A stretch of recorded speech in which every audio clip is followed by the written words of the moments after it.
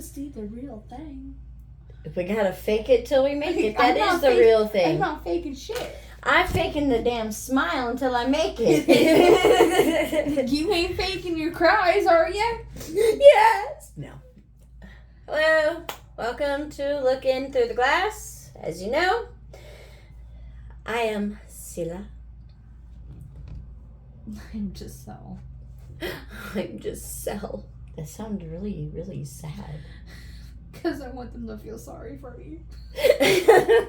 Why? Because I don't? You know what? I could not feel sorry last night when you called me up crying. You are right. You are very right. Thank you. She is right.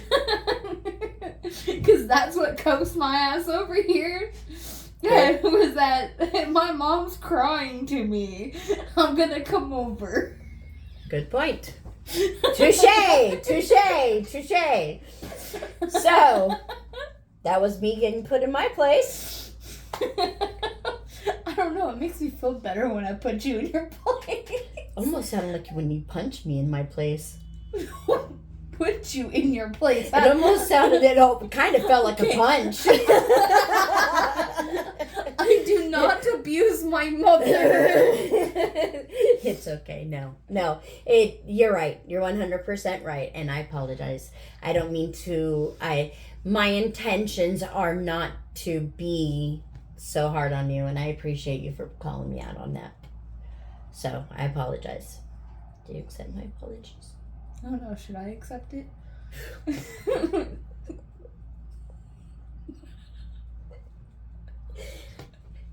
As you may have seen in the previous video, where my husband has stated how my other daughter got it all from me.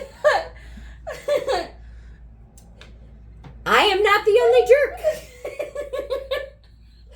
But I cannot hate them for it. I absolutely have to love them for it because it's a little piece of you. That's how my legacy is gonna go on. Because Glenn's the same way. I know, and it's great. All three of your kids. Nolan, all of my kids. Yeah, honestly, we don't even have to be No, every single one of my kids is that way to a certain extent. You, Glenn, and Jocelyn are just a little bit more dark.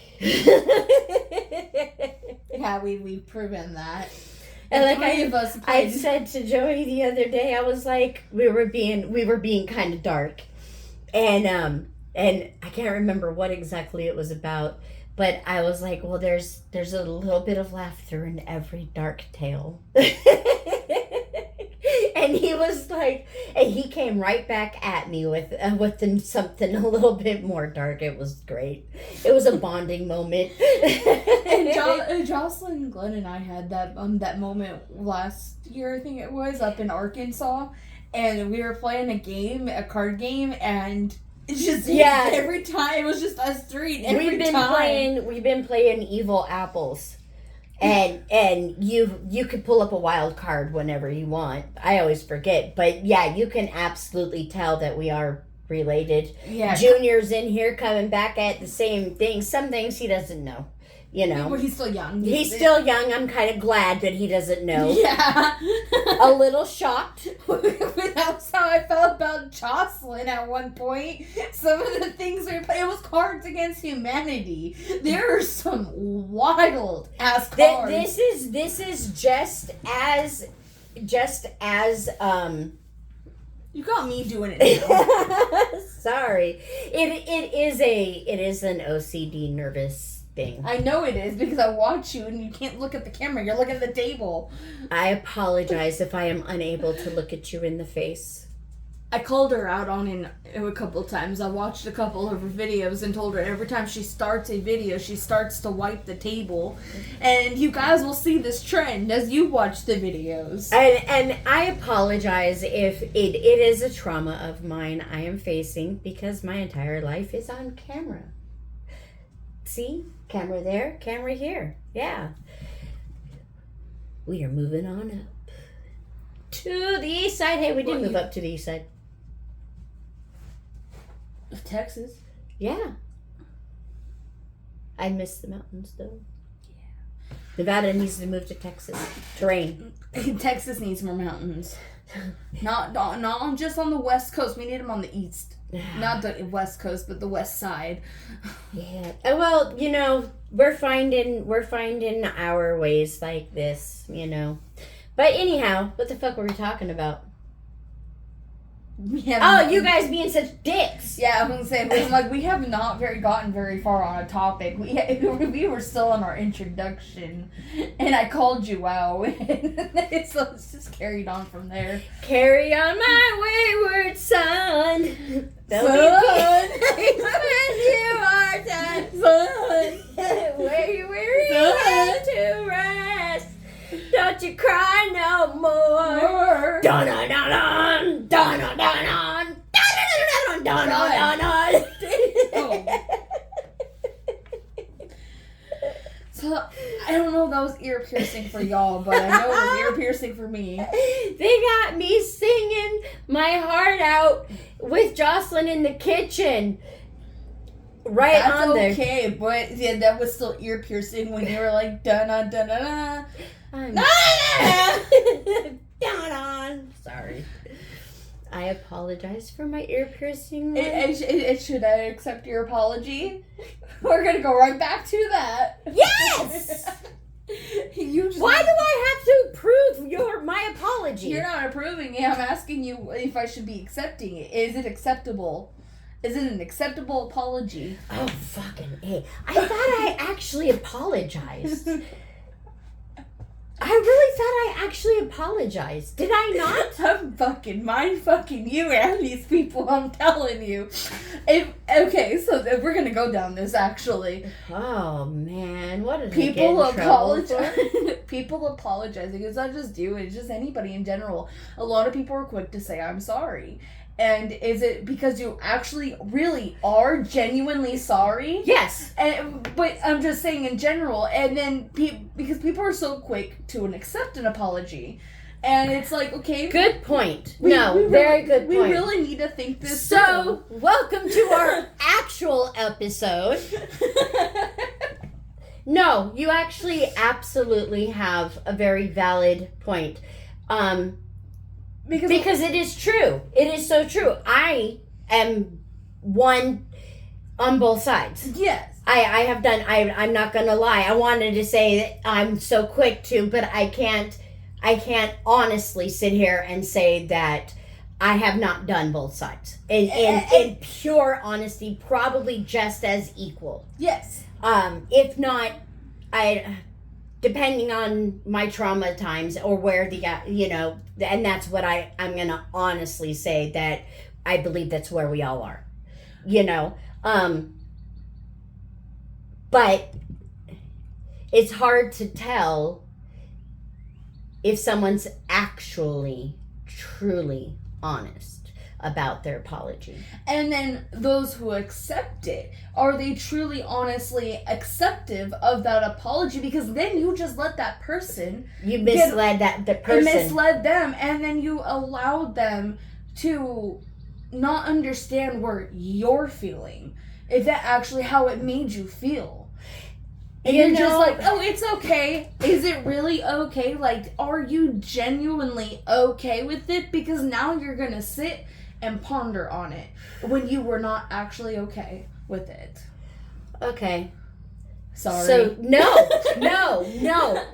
I was channeling. That's what I was doing. I was calming myself and listening. I was listening, and because I listen better when I'm grateful. Because I'm being grateful for the synchronicities and how I'm growing. That's what I'm doing when I'm smiling, and I'm just like, that's me channeling, because this is what I'm meant to do. This is what you are meant to do. This is what we are meant to do. This is our job, by the way. Hopefully you enjoy it. But anyhow, Say that one more time because I kind of lost myself. So when people apologize, and somebody goes to accept that apology, like, oh, it's fine, or, I accept your apology. You have the person who is apologizing that, is their apology truly acceptable? And or do they genuinely mean it? And then you have the person who's accepting that apology. A lot of people just go, it's okay, just to move on. But they're not moved on mentally. Or actually emotionally. And they're not actually being committed to accepting that apology. Because you're not going to, you can accept that apology and still be hurt, but be committed to accepting that apology. And that's where I think that tell me if I'm wrong, I think that's where you're actually wanting to know or wanting to discuss, because I kind of, Christy and I talk about this. So Christy, I honestly, do you agree Christy should be a co-host part-time? Yeah, I believe that your heart is in it where my heart is in it, your heart is in it with her, that we are three that make an absolute amazing group. We really do. We understand each other like unbelievable. I think where I'm coming from, I think it's just genuinely just the whole thing, because the person apologizing should also, or the person who's accepting that apology also should be making sure that they're taking on the responsibility of, or the other person should be also understanding why they're apologizing in the first place, and they need to hold themselves responsible to their part of the. It needs to be a contract, a communicative, like grounds on apologies and accepting apologies. Okay. So, in other words, because both of them needs to is learning how this other person is, and because they just crossed a boundary that kind of just hurt somebody. Yeah. And whether it was deliberate, well, if it's deliberate, then you're just done. Yeah. If you do something like that deliberate, then you're just done. That's like breaking a treaty. But and then there's that point where the person who's accepting that apology, they need to understand. They need to understand that accepting that apology, you're supposed to be moving on, but you didn't explain to them what about that whole thing they're apologizing for affected them. Whether it's the whole thing, partial of it, whatever it is, because now they're gonna go home and sit on it, because not everybody is this way, but as personally, I'm one of those that goes, it's okay, and then go home and sit on it, and it will fester and turn into something more, and then I spiral down, and it turns into, you obsess, and it turns into a negative energy that just sits, and now I'm holding on to it, and it builds and builds and builds, because then you just continue to say it's okay. Okay, so in my perspective, and what I see happening there is you're not satisfied with the apology. That's why you were saying, should I be? And maybe you're just unsure because it's left unsettled on your behalf. It may be settled on their behalf, but you're not feeling like you've explained enough that they do not understand how hard it has hit you. And in the healing process, from my own experiences, okay, and my own growth, and I just had a situation like this, and it's been a really prominent situation, along with other people that I know, and on many. Okay.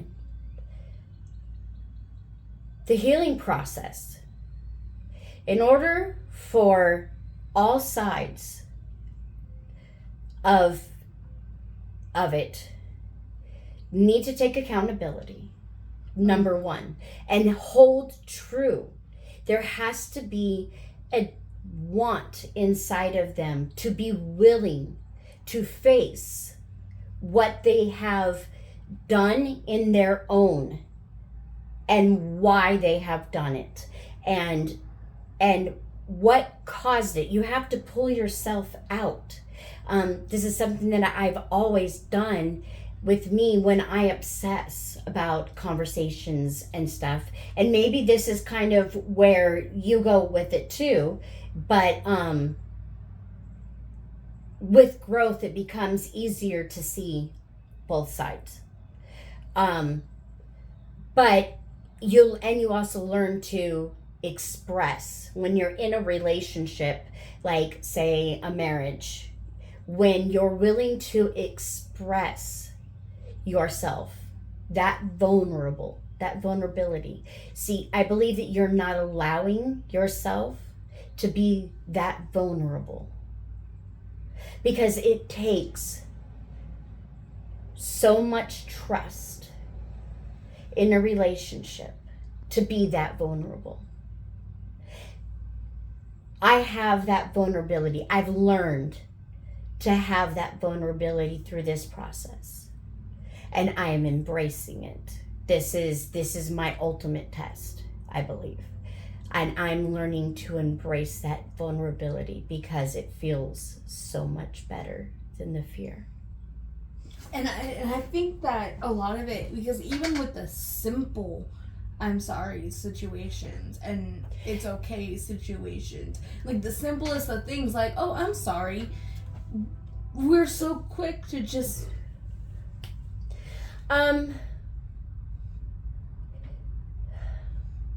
like, do you mean like when you bumped somebody in the grocery store type situation, or it like can be that, or well, I mean, in that's kind of I don't know exactly how I would put that. That could be having a bad day. That could be really unwilling to move forward or wanting to put negative onto others, because that's just, how a lot of people unfortunately run. And I see it as like, and then it's more like a subconscious in, how we have, automatic reflexes, that there's brainwashing that has been done to us, and we have all been injured. See, when there's an argument, people need to understand that this is energy exchange. This is how our world runs. We are all connected. This world, this universe, the cosmos, the everything, we are being spoken to. And we are speaking to each other without words. We are speaking to each other with our energy fluctuations. We are speaking to each other with our outputs, because we take in and we put out. We take in and we put out. Okay? Each and every person does that without even knowing it. They have no idea. And when it comes down to it,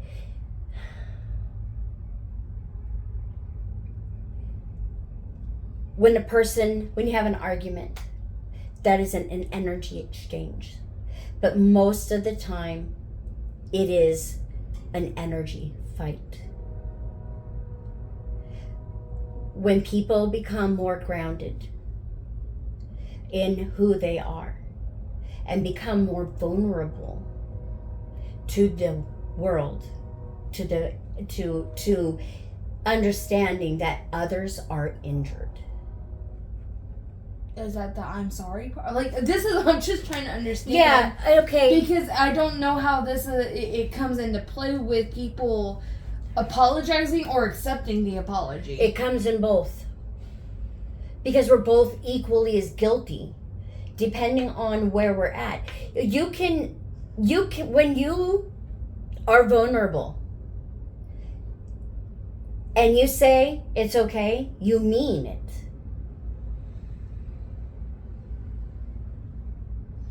But the person who's saying I'm sorry, what I'm saying is if the person saying I'm sorry needs to understand as well. And no matter what, if you're saying it's okay, yes, you are still accepting. You can still accept it. It works. It is equally the same on both sides. But when you go to accept it, just and truly mean that acceptance, just make sure that they're understanding why they are apologizing.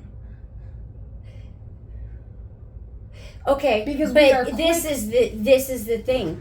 This is what I'm talking about. It takes vulnerability. It takes understanding that this is an energy world. We run off of energy, okay? And when they are saying I'm sorry, and you are more concerned about them knowing exactly why than you are trying to control. You are more concerned about them than you are about yourself. And when I mean you are more concerned about them than you are yourself, it means that you are too busy looking at them instead of just understanding that you don't need their apology to heal.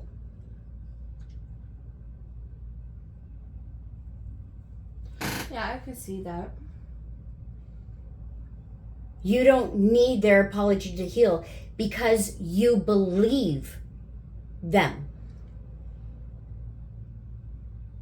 Now, if the situation keeps happening time and time again and you do not see any kind of growth, now if it happens and there's growth, then that's okay.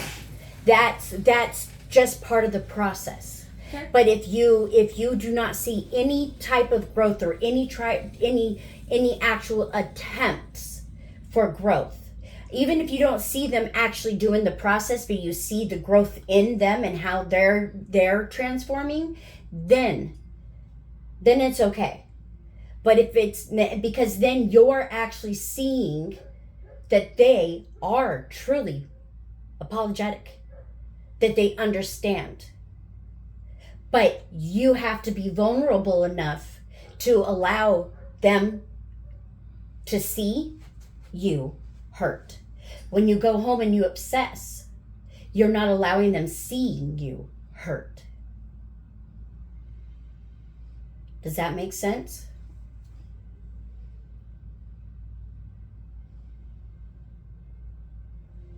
It does. I'm just trying to figure out. There's a question pondering, and I just can't quite get quite word it the way to understand it and to understand what I'm going to ask, because I'm trying to understand the question so I can ask it. Okay. Because I agree with it. I agree with what you're saying. I do agree that that a person doesn't need an apology to heal from what just happened. But I'm wondering if the person who is apologizing is needing to hear the acceptance of that apology for them to heal.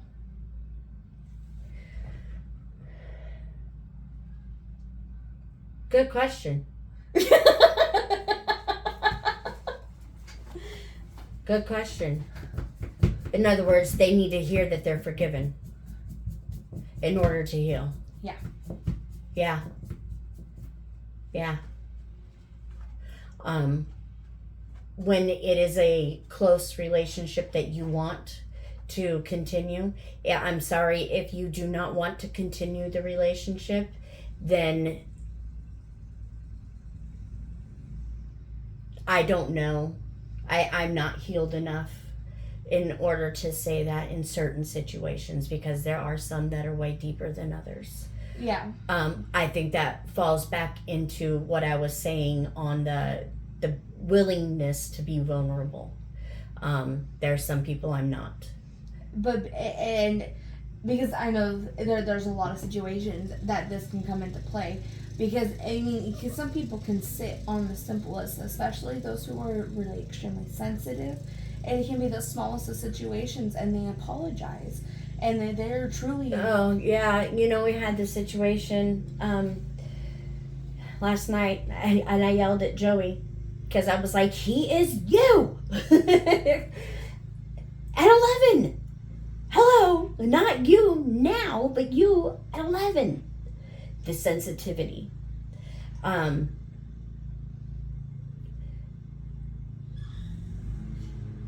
As far as kids go, I have to say that one's difficult to navigate because I have extremely sensitive children. As far as adults go, I don't know, because I don't know if I'm healed enough to give that kind of advice, that kind of insight, because I like how you say insight and I said outlook. It is both. It is both, because I take myself out and I actually pay attention to, I replay it and I pay attention to what I say, and I also try to find the roots. The human minds have always intrigued me, human behavior and animal behavior, and how our natural behaviors, how they interlink. And that's something that I've absolutely been fascinated about. Yeah. And Christy's done so much psychology research and stuff, and her and I get together and we just and just kind of like you and I do. That's why I'm we are. I can't wait for you guys to meet her, but it's just intriguing to me because it's something that I'm starting to notice a whole lot more. It's just that I personally do, that other people do. It's become such a simple thing, and that correlates. It really does truly correlate. People might not understand it, but it's true.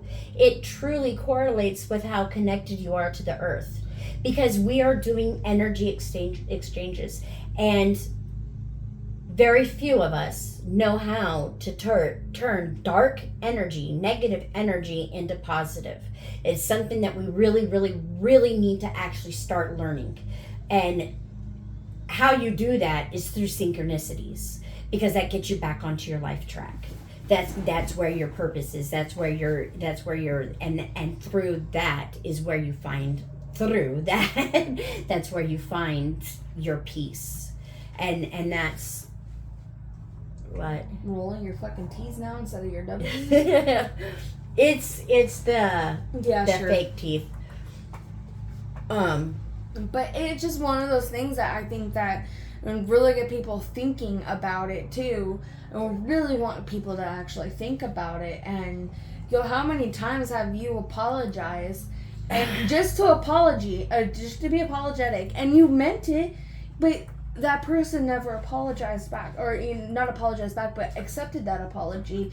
And I want to know how many people are sitting on that and going, are we talking, so we're talking about a deeper relationship, it can be, it doesn't even have to be deep, because I know there's people out there who, I don't know why, but I know because that just, the simplest of things, the simplest of situations will be so... Junior, actually, you know how small the kitchen is, and it's a stupid square and it's skinny everywhere. Joey was coming in with a box from Costco, and Junior turned around and bumped into him, and Joey kind of because it hurt. Yeah. You know how big heavy boxes are, and it was right in the corner. Yeah, and he was Junior, because he's 11, he doesn't pay attention where he's going. He doesn't pay attention to what's going on around him. And people can be saying, "Move, Junior," and he's where to? Doesn't he? Yeah, exactly. You know how it is. Overstimulated. Yes, exactly. He absolutely is. But then later on, a few minutes later, I noticed Junior sitting in there pouting, and I looked at him and I was like, "What's going on?" And he's like, "Well, he's like, nothing. I'm like, "Junior, you don't sit in here on the bottom bunk that's for the dogs. The bottom bunk bed is for the dogs. You don't sit on that and in the dark with just looking at the ground. That's not you. So what's up?" And he goes, he's like, "Well, I'm just upset because I ran into Dad with the box and hurt him, da-da-da." And I was like, me being me, I was like, "Girl, so Boys are so sensitive. They really, really are. They really, really, truly are. At least in our house. But I was like, Junior, it was a simple mistake. You just turned around and bumped into him. You apologized. He accepted it. You don't need to sit here and cry over it. You're making a big deal out of it. Is he dead? No. Did he have to go to the hospital? No. Even if he did, you just turned around. That's all you did. There's nothing to be that. Come on, you're making a big deal out of it. He accepted it. You said you're sorry. He accepted your apology. Let's move on with life. He's in there talking away. He's not living in right then. You come on, let's go. You know, those kind of situations. If you are going through those situations, I'm sorry. There's so much more to life than that. And here, being somebody who's sensitive. I am sensitive too. I know, but being somebody who is sensitive like he is when it comes to parents and stuff like that, where we don't like upsetting. And the way that the apology could have been accepted, whether he said it in a... Yeah, but I don't jump on... I kind of... You know how I do it. I go, this is where you need to step up, and this is where you need to step up. So then I went to Joey, and I looked at him, I said... Your son, was sitting in there on the bed, on the dog bed, in the dark, feeling upset because of the way that you jumped on him. I understand it hurt, but you are the adult, you know? And I was like, and you got to understand, he's you. Because Joey's one of those people. Mm-hmm. And it has taken years, and it still is something he kind of struggles with. And I'm like, he's you when you were 11, not you now. You need to understand that. And I understand you're you, so those kind of people get frustrated fast at the same time. Exactly, because Junior gets frustrated extremely fast. It is a person that really feels their feelings, mm-hmm. and they do it for a reason, but it's hard to control. And that's where I'm saying these things that I'm telling you to do, they're telling these people to do, coming from a person that has gone through it, that is like that. You have to ground yourself. You have to find peace. You have to look inside yourself, because each and every one of your wounds absolutely contribute to that. I don't know why you have to tell me that. I know how to do it. I'm just telling you. I'm looking at you. She keeps calling me out, and it's not fair. You're like, I'm telling you. Well, no, okay, I'm telling them the things that I've been telling you to do, like with the baths and this and that, you know, depending on how hard it is for people. For the people that really get that upset over just a quick little, and the person is like off, like living their life, you need to realize you're making a big deal of it. Now, if that person is acting funny, then that person's not taking their responsibility in letting you know exactly how they feel in it. Mm-hmm. So, and there's, pettiness is just, if you're being petty about it, then you're on a whole nother level than just, not knowing exactly what to do or how to look at things. We made a whole last episode about apologies just for me apologizing to me. Hey, no, synchronicities. But I did truly mean it. I know you did. I was playing around, and then I was just like, let's do something about this. Because, I know there's situations, and we're going to carry this out just a little bit longer. There's situations where people are like, do you know why you're sorry? Oh, yeah, no. Do you know why you were apologizing to me? Like, why are you sorry? Well, yeah, because if you don't know why you're sorry, then don't say sorry. And you shouldn't say sorry anyways, because that's a very negative word. You should apologize. Because when people say sorry, they're saying, I'm sorry. Well, when you're saying, I'm sorry, you are actually doing witchcraft over yourself in all purposes because you're speaking that over yourself. You're not sorry. You apologize. That is a different story. Apology is an actual, like, positive word.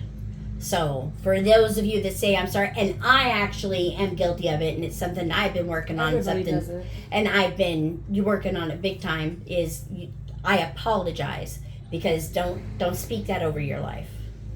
That has a lot to do with stuff. There, I'm looking at them. Is that better? I'm going back and forth. I don't even know. Oh, it's not. It's Lincoln blue. I don't know what that means. Well, we can end this one. I think it was a good episode. Well, we appreciate you diving down in the hole of apologies with us. And we look forward to your comments and your... Give us your point of view on how you feel about it. Yeah, it is greatly appreciated. And thank you for looking to the glass. Through the glass. I don't... Because it's... Yeah, whatever. Thank you for looking through the glass and watching us. Till next time.